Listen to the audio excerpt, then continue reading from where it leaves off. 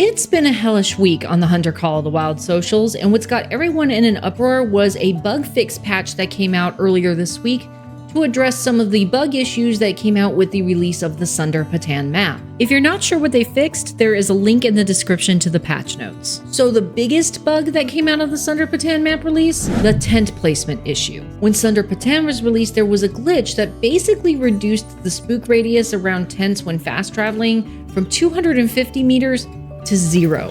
And when players figured this out, of course, they exploited the glitch. This was extremely helpful, however, in hunting animals such as the great one tahr, which, as we all know, does not have a drinking need zone. So players were quick to pick up on this and were basically establishing their grinds so that they would fast travel to a tent and essentially be able to shoot animals that they landed directly on top of, literally from inside the tent, if they so desired. But we all know that that's not authentic hunting at all. And whether you practice casual play or grinding play, that's not gonna fly. So Expansive World fixed it and set the world on fire. Now, I don't want to spend too much time arguing for or against the bug fixes. What I will say about this whole patch that came out is that I am incredibly, deeply impressed that Expansive Worlds took the risk to reevaluate the situation regarding the Bengal tiger and to try and walk it back to its more intended experience, in that the Bengal tiger should be an incredibly rare and incredibly elusive animal to find. I think by changing their spawn rates, that's gonna go a long way to bringing us back to that narrative. So kudos to Expansive Worlds. I know that was a very challenging fix to consider, especially with how reactionary the community can be, but for me personally, I think that's a great step in the right direction. I'm very proud of that. That is pretty incredible and pretty awesome. But beyond that, I want to tackle the very fundamental reason why the tent change was even a problem in the first place. And that is the purist or casual player versus the grinder culture war that's affecting our community. If you're not sure what those terms are, a purist or casual player is somebody who basically logs into the game, picks a direction and goes and just sees what they can find.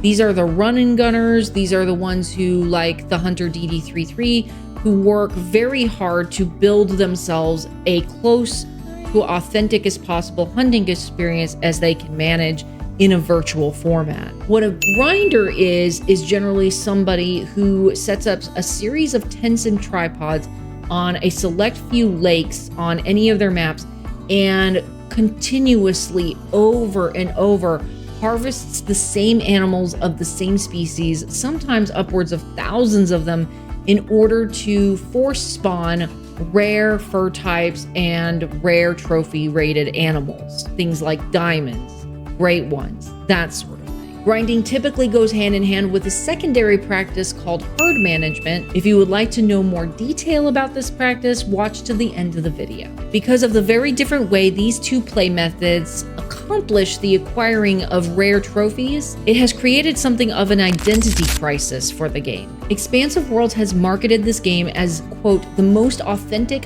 hunting experience, unquote, for the hunting game genre. Some would argue, however, that you can't accomplish that if you can treat it like a hunting gallery. But Expansive Worlds has come out to say several times that they don't view grinding as cheating or an exploit because it's just that. It's a game, and players should be able to play however they want. Right? The Hunter allows you to approach your journey however you want. But how does that work if it's supposed to be the most authentic hunting experience ever? It's complicated, to say the least. And the more time that goes on, the more complicated it gets. With the great one tahr not having any drinking need zones and the rarity of the tigers and the snow leopards being a major focus of the most recent release in Sunder Patan, it does seem like EW is trying to pull the game back into its intended design. After all, Expansive Worlds should be still in full command of the narrative of the game. But after having condoned grinding for so long, it is creating some ill feelings. I want to say a big heartfelt thank you to those who responded to my last long form video titled "We Shouldn't Be Able to Do This," which you can see right here. You can still watch it on my channel, it's still available. but I tried very hard to reply to every single comment that people posted because I felt like the issue that I brought up in that video was that important. And for those of you whose comments didn't quite make the cut, I mean what I say. I will not tolerate bullying or harassment of any type or any comments seemingly innocuous but are obviously intended to provoke some sort of reaction from various segments of the community. This is me teaching you how to talk to me. And remember, kindness above all things. One of the biggest things I learned from the comments surrounding that video is that for a lot of players, it boils down to discretionary time. And what discretionary time is, it's an individual's ability to dedicate a certain amount of time to personal hobbies, things like playing sports or watching TV or playing video games. A lot of people grind because they just don't have the discretionary time to pick a direction and go on the map and hope to run into some cool rare for an interesting or fun or amazing encounter. So by grinding, they're able to manufacture these experiences in a shorter amount of time. This gives them the opportunity to be participatory in the sharing of really awesome and really cool trophies, which, as somebody who is a mother, a wife, working full-time, and having to do laundry, I can totally empathize with. I have hardly any time to do this anymore. But the counter argument is that manufactured experiences like these water down the value of the trophies. And that's because the trophies in the game are intended to be rare, which again, I also agree with. All of this is very difficult to reconcile. It's very difficult to find a balance between these two needs and has left many of the players in our community incredibly frustrated with the apparent waffling that the developers are doing between the two playstyles. But the old adage, pick one and stick with it, isn't going to work because the immediate response is going to be, well, let players play how they want. But that doesn't work either. Human beings work best with guardrails. They want clear definitions and clear intentions with regard to anything and everything that they're doing. Case in point is this recent update. I can totally see how it feels like the developers are favoring one side of the community when they launch an update like this and leaving the others in the dust. In this case, this change seems to favor the purists or the casual players. But if there was ever a change that players perceive as favoring the grinders, they would have the same exact argument just from a different perspective. And I think this comes from the fact that the game's identity has become muddied and has been for so long. But I don't want to keep rehashing the same argument over and over and over again. I believe more in actions than words. So the question then becomes, how do we fix this? How do we fix it so that everybody feels like their needs are being met, that the game meets their expectations? How do we fix the Hunter Call of the Wild? I'm just going to say this for the people in the back. I am a hybrid player. I both play casually and I grind for great ones. I have no issue with people who grind in this game. If that's your shtick, run with it. I am a purist when it comes to the game's truest identity. It's a hunting game intended to create authentic hunting experiences. If that's the brand, well, that's the brand. And I think there needs to be 3 fundamental transformative changes that bring the game back to that identity. Number 1, and most importantly, make great ones more accessible.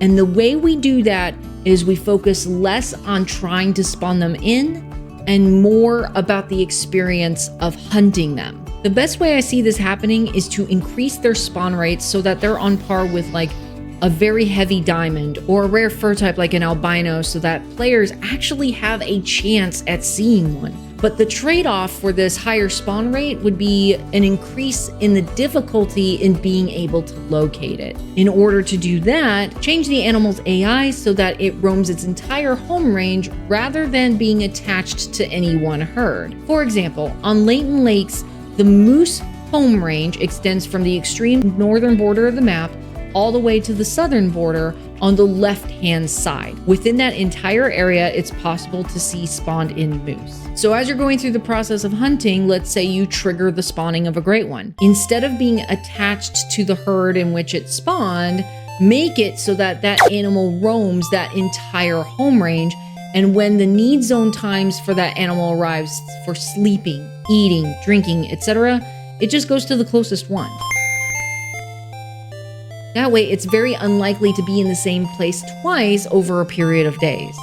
And this would make trail cams relevant. I mean, seriously, why are you going to add trail cams if you're just going to go water need zone hunting anyway? And for the people who I know are going to come out of the woodwork to say, well, if a great one spawns in that way and immediately starts roaming its entire home range in the map, how are you supposed to know it was there? You'll never know.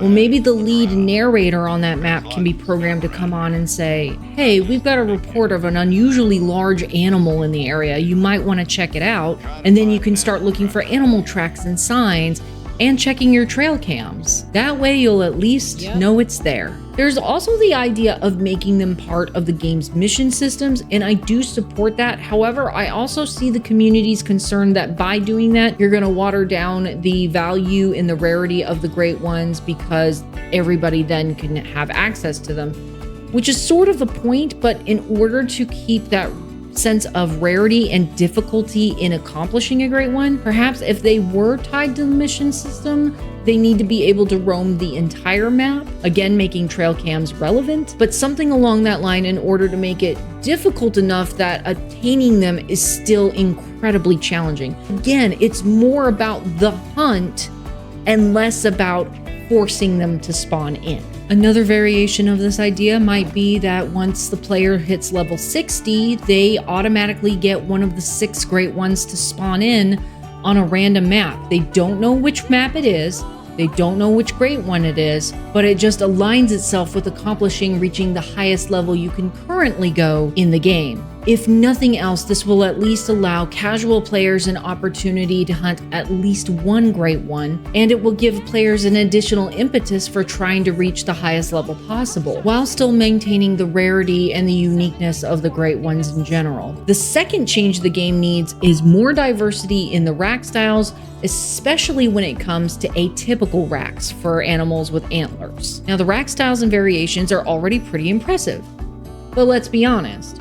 After you've been playing a while, and certainly after you hit level 60 and have put a few thousand hours into playing the game, once you see them, you've seen them all. Eventually, they do become repetitious, but by introducing even more variety and more atypical styles, you kind of add a buffer zone between things like getting diamonds, getting super rares, great ones, by just having that allure of, oh, what could produce out of this? Will it be an atypical rack? Will it have a drop time? Will it have, all of that what if, which is most central to the entertainment value of this game. It's the what if factor. That's what makes grinding so entertaining on YouTube. And the third thing I think would be transformative for this community is an optional opt-in for periodic population resets. Please note I said optional, not forced. It could be something as simple as a toggle on the main menu or on your Apex Connect account. You just check a box and say, yes, I opt in to periodic population resets. You can turn this feature on and off. And if you opt in once a month, the populations across your maps get reset. And that way it keeps things fresh and inviting without you having to go and grind all the time in order to get rare and elusive trophies to spawn in after you found all the ones that initially spawned on your map. This is the same principle that drives multiplayer, just in a different way. If you're lucky enough to find a good, untouched multiplayer map that's not modded, those initial spawn populations are what's going to give you the best chance at finding rare and cool trophies. So if you're able to do that for yourself, that would negate a lot of this us versus them issue. And for those of you who want to continue to grind, you still have the option to do that. Under these three changes, you will still have to work toward doing things like getting a great one to spawn in. You will still have the availability of that grinding mechanic. It'll just happen a lot faster than what we're experiencing right now.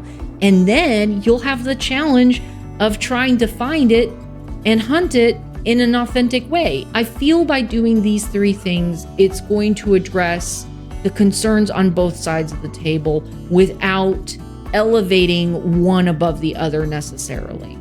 And the other thing I want to say about our perspective versus that of the developers is I might encourage you all to look up a speech by Theodore Roosevelt. I know I'm waxing philosophical here. Look up the Man in the Arena speech. Theodore Roosevelt said that if you're not the one standing in the ring defending yourself or actively engaged in the fight, then your perception of the difficulties, the challenges, the triumphs, the successes, the worries, all of that is an outside opinion. As the man in the ring, you are the one who is actively affected by all of these things. And that's the way I see the Expansive Worlds developers. They are the men and the women in the ring. They are the ones fighting for their livelihoods, creating this experience for us. And we are on the outside of the ring, shouting at them what they should, shouldn't do, etc. As the people behind the wheel, they have been incredibly generous to invite us as the consumer base to have feedback on this game. They could very well say, this is our game, you will play it a certain way, and that's that. But they haven't done that to us. Now, whether or not the changes you want to see made in the game get accepted and actually implemented, that may or may not happen. But we have to be grateful for the fact that we even have a platform to offer that feedback, and be even more grateful that they actually listen to us. There are some things that have come out about this game I vehemently disagree with, but I still love it, and I still love what they're doing, and I'm still grateful to be able to be involved in it. I wish this was an army flak helmet for all of the verbal violence that I've seen among community members regarding this update. Kindness will get you so much further than being awful. And that's not to say you cannot express a negative opinion. Expansive Worlds values feedback, both praise and criticism. It's how you're delivering your message that's at issue. Tell them what you don't like about the game, but do it nicely and kindly. Using I, me statements might be helpful. I feel this update does not meet the expectations of the community because, list your reasons, and there's no reason to resort to harassment, bullying, name-calling, etc. We can have civil conversations around these things. I promise you, it happens regularly on my channel, but there are guardrails. Don't intentionally antagonize. That's one of the biggest challenges I've had as a moderator on the Facebook page, is people posting memes and stuff that are intended to antagonize certain segments of the community. Don't do it. Reconsider what you're posting. We want to separate the garbage from the authentic feedback, because authentic feedback is what's going to keep driving this game to be the very best that it can be. Let me know in the comments below what you think about these suggestions. I'm very curious to hear your thoughts, and I will see you on our next adventure. Bye! To learn more about herd management as a spawning technique, click the video. Don't forget to subscribe.